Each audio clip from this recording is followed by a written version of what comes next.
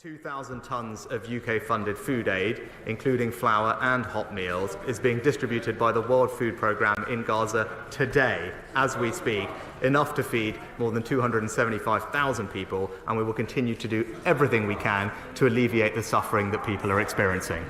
Now, usually, chat, I would call out the Tories. I would call out the Tories for their nonsense here. But unfortunately, for once, they are not necessarily wrong. Of course, as Set the Shallow points out in chat, we are still selling them weapons, which we shouldn't be doing because that's the whole cause of the crisis, the weapons that Israel are using. But the idea that the UK isn't trying to get more aid into Gaza, that is true. They are trying to get more aid into Gaza. And I know this, chat, because they've been questioning a certain person who was a spokesman for Benjamin Netanyahu about the issues with regards to what happens with about aid coming in across the Kerem Shalom border crossing, which is in the southeast of Gaza, in their border with Israel, across there. So Alicia Kearns is the head of the Foreign Affairs Select Committee, and she's done really good work on Gaza. In fact, far better than anybody else, essentially, in Parliament who has any amount of power within the Conservative Party. So much so, she kind of embarrassed David Cameron in the Foreign Affairs Select Committee because he didn't know whether or not Gaza was occupied or not, which I think is quite funny. Anyway, so Eylon Levy, who was previously the spokesperson for Benjamin Netanyahu, was trying to defend the idea that Israel wasn't blocking aid from getting into Gaza, and they were doing everything they can to protect livelihoods. So here is Alicia Kearns tweeting out, "I have shared with David Cameron, the official spokesman for the government of Israel, Eylon Levy's statement that Israel can increase the number of trucks carrying life-saving aid into Gaza each day by 100 trucks. That's what he said specifically in the replies to David Cameron, was saying send more aid, test us, we'll get an extra 100 trucks in each day. That would increase aid deliveries by over 50%. I've also urged the Foreign Secretary to ensure we plan for a truce now to prevent more avoidable tragedies that delays to aid and medical deliveries in the event of the cessation of hostilities would cause." So absolutely, very worth doing. So here is the original tweet saying test us to send another 100 trucks a day. And this is the letter that was sent by Alicia Kearns surrounding this specific issue. And you can even see Mr. Levy in the responses here saying that Kerem Shalom and Nitzan have a combined inspection capacity of 44 trucks per hour. So that's 528 they can get in a day. If you do just 12 hours operation of the inspection capacity, currently less than 200 trucks a day are getting in. So you can get an additional 100 trucks in a day, so why delete the tweet? The tweet that she's referring to here, you'll see that Mr. Levy hasn't responded in kind. The tweet that she's specifically referencing here is a claim that he made before in the tweet I just referenced, which has already been deleted. Because the claim that he made has meant that he's gotten suspended by the Israeli government essentially for pissing off UK's authority by trying to undermine David Cameron, essentially by lying. So one of the claims that Mr. Levy made in his original tweet was a claim that on Saturday, the United Nations specifically requested that no aid trucks will pass through the Kerem Shalom border crossing. Alicia Kearns is very eagle-eyed on this, and she has specifically asked him if this is true. So this original claim, crossing is currently closed on Saturdays at the request of the United Nations because there is so much undistributed aid piling up on the other side. The problem isn't getting aid in, it's getting it around. Just following up on this, can you provide evidence that the UN requested the Kerem Shalom crossing be closed on Saturdays? It would be much appreciated. No response from him.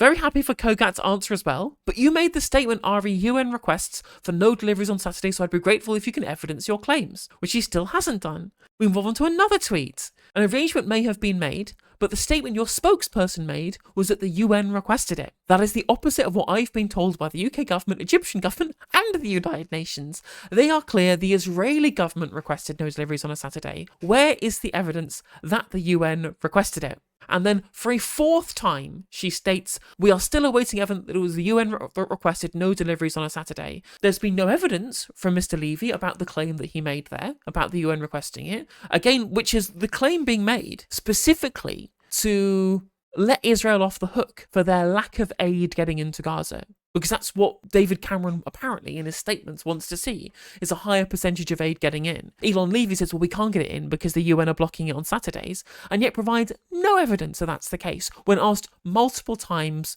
by Alicia Kearns. Turns out, chat. Here's a little tip from me to you. Turns out, Israeli officials lie all the time without impunity over and over and over and over again. Shocker, Eylon Levy is a liar. It's a real turnout for the books, isn't it? And that's what happens when, as Hamza Saeed says here, just keep asking them for evidence and they just shut up. And she's still at it, retweeting herself to provide the evidence behind the statement or retract and correct it, which he has not done, but he has deleted the tweet. He has deleted the tweet, so it's clear that he's dirty deleting, but he's actually refusing to retract the statement or correct it. As you say, MBT2K, they are so used to getting away with lying, they don't know what to do when called out. And Levy does it all the time. He lied in his interview with Krishna Guru Murthy, he lies whenever he's on Sky News, he lied to Sangeeta Miska, and he's lying to the chair of the Foreign Affairs Select Committee. Now that's not nobody. It was in the original response to David Cameron as well, with the Foreign Secretary and the head of the Foreign Affairs Select Committee telling blatant lies and then dirty deleting. Is it any wonder that this absolutely hilariously shocking display of ineptitude has led to him getting removed from his post? Not necessarily because they think that lying is bad, because, Daniel Hagari and Isaac Herzog can get away with lying without impunity. It's just that he lies so badly and so frequently and so brazenly that it's making them look bad, and also by proxy is making the UK government look bad for essentially propping these people up for so long. And of course the axis between the UK government and Israel is very, very well known, and so it undermines the entirety of the UK's position from the start of the conflict until now if they are known to be befriending and be in league with somebody who just keeps lying and is so obviously lying. Obviously it's obvious to us that everybody else is lying too, but Eylon Levy is being called out by two people in very, very high-ranking positions in terms of relationships with foreign governments. And I'm glad that E. Levy has gone. Rare George Galloway W. refusing to debate him all of those years ago. Good thing too. Now we just need to, as Set the Shallow points out, never have any interactions again with Mark Regev or Tzipi Hotovelli, two other absolute ghouls who represent the Israeli state. Arguably, Hotovelli is even worse than Levy is, given that Hotovelli just openly says that she wants to ethnically cleanse Palestinians with the right to Israeli sovereignty between the river and the sea. Again, sovereignty that must therefore have a Jewish majority and therefore must implicitly involve the ethnic cleansing of the Palestinian Arab population from that territory, lest the Jewish majority be compromised by absorbing the Palestinian territories. So yeah, big thumbs up for Alicia Kearns here. She may be an austerity supporting ghoul, and she is a Tory, therefore is not good. There are no good Tories. But in terms of the ranking of Conservative MPs, she was explicitly pro-trans and knocked out, metaphorically speaking, Neil Hanvey from the Alba Party in the debate around conversion therapy. She can't call out her own party though for some reason. She finds it very difficult to call out the absolutely rancid transphobes on her own benches, so I won't give her very huge plaudits for this. But she's been very good on Gaza. She's been very good on a bunch of other foreign affairs stuff like Kurdistan. She's pro-trans and just generally one of the kind of liberal Tories. So as far as Tories go, she's not the worst. But the fact that she is so insistent on calling out Israeli lies that she's managed to get Eylon Levy fired is very, very funny to me. And I'm glad to say that if you enjoyed the video, make sure that you like and leave a comment. That helps the video out in the algorithm. If you subscribe and ring the bell, it'll let you know when I go live. I stream every day on YouTube and Twitch. You can also follow all of my socials down in the description. And if you want to support me in a more financial manner, to be a member on YouTube, as well as a Patreon, and there's some merch there as well. And hopefully I'll catch you on the next video. Take care.